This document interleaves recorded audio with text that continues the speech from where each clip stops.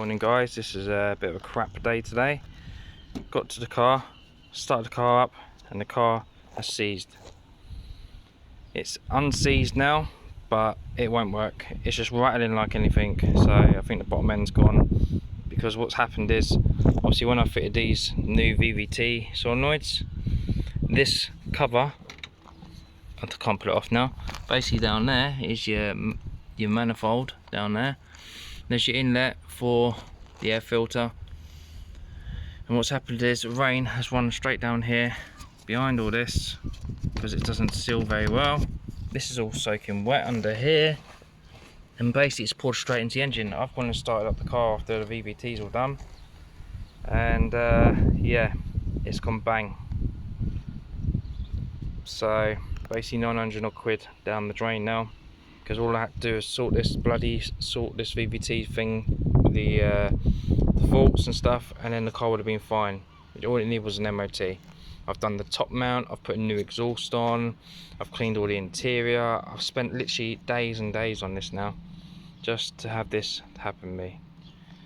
So it's a bit of a sad one really, a bit gutted, but sometimes you win some, sometimes you lose some. So now I've just got to bear and grin it now and just basically get on with it, get rid of this, scrap it. Great car, to be honest, as you guys already seen. It's nice looking car, nice colour, wheels all good, this is all done, interior's clean, no rips or tears, nothing. Man, what, worth 300 quid now. Got all the trim ready, so I was literally in the middle spraying all this and sorting it all out. It's only done 100,000 miles. Cleaned it all up, and now it's just going to be grabbed and crushed. Oh well, it is what it is. So I was going to try and save it. I'm going to actually try and just basically take all spark plugs out, see if they're wet, flush it all and see, but I don't think this is actually going to be savable. I would show you how noisy it is, but let me do this first and then I'll show you after. See how much water comes out.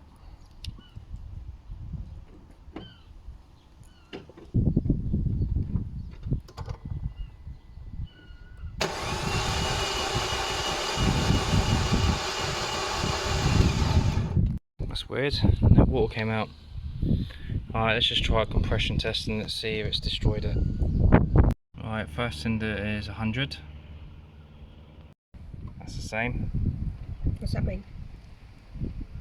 Well, I don't know if that's good, but we'll find out in a minute. That one is 130, which is good, so I think the other two are buggered. Right, so that one's 130 in all. So that one's 130, that one's 130, that's 90, that's 90. Engine's buggered now. Well, that rules it out. There's literally no point in me doing any bottom repairs on this car, right? When obviously there's still a fault with this VVT or the ECU, so I'm just not going to make no money, am I? So I might just literally just scrap it and that's it. Let's put it all back together. I'm going to let you listen to the sound of it, because then you'll know what it sounds like. Basically, put it up so you can hear it.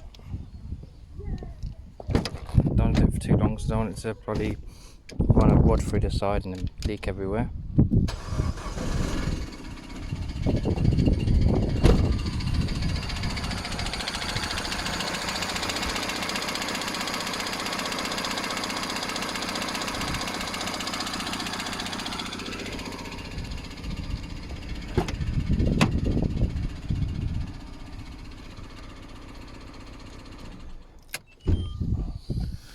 Right, it's not sounding good, is it? See, only 103. All because of a crappy design that Peugeot made with this. What a stupid design. Water runs in straight in there. So that's the end of this car. On to the next one. Win some, lose some. Anyway, if you like this content, like and subscribe, and I'll see you soon.